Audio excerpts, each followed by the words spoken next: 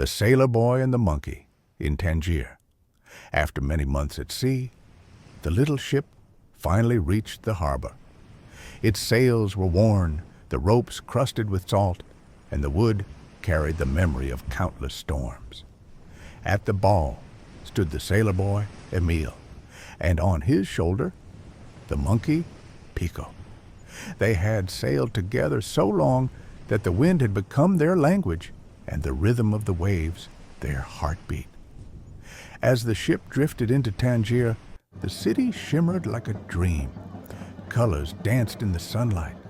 The air was rich with spices and songs, and the narrow streets wove together like threads in a golden tapestry. Emil felt the ground beneath him, unmoving, and for the first time in months, the world stood still. It was strange, as if the earth itself was swaying under his feet.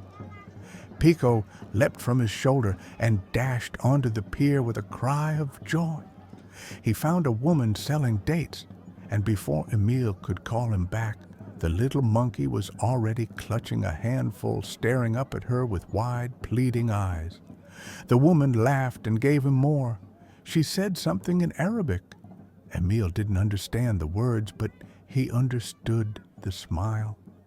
And in that moment, he felt something he hadn't felt in a long time, belonging. The days that followed passed like a dream. Emil slept in a real bed, one that didn't move. He ate bread that did a taste of salt, and he watched the sunset from a place that stayed still. He learned a few words from the local children, and Pico played in the marketplace as if he had always lived there. But when night came and the city's noise grew soft, Emil could hear the sea, a low whispering call like an old friend saying, "You're not done yet." One morning, the captain stood waiting at the pier. The ship was ready again, repaired and loaded. He looked at Emil and said, "We set sail at sundown, but only if you're still a sailor, boy." Emil nodded, but said nothing. He walked down to the water's edge. Pico perched quietly on his shoulder. The monkey held his hand, as if he knew that something important was about to change. On the beach, Emil sat in the sand and looked toward the horizon, that thin, endless line between sky and sea. For the first time in his life, he had a choice.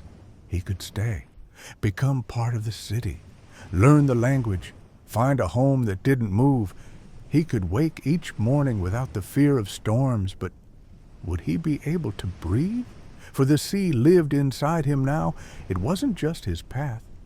It was his nature. Pico chirped softly as if to ask, "What will you choose?" Emil smiled. He picked up a small piece of red stone from the harbor wall, slipped it into his pocket, and stood up. "We belong everywhere, Pico," he said softly, "and nowhere." He walked toward the ship.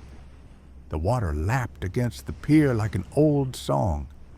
He turned once more, looked back at the city, the sun glinting on its domes, the scent of spice and sand in the air, and felt tears rise in his eyes. But within that ache, there was peace, the knowing that some hearts are not meant to be planted. They are meant to sail. When the sails caught the wind and Tangier faded behind them, the monkey curled up in his arms. Emil looked out across the open sea. He no longer felt he was running from something, but that he was following something, something larger than the ocean itself, something that had been calling him long before he ever learned to sail. And in that moment, he was both free and home.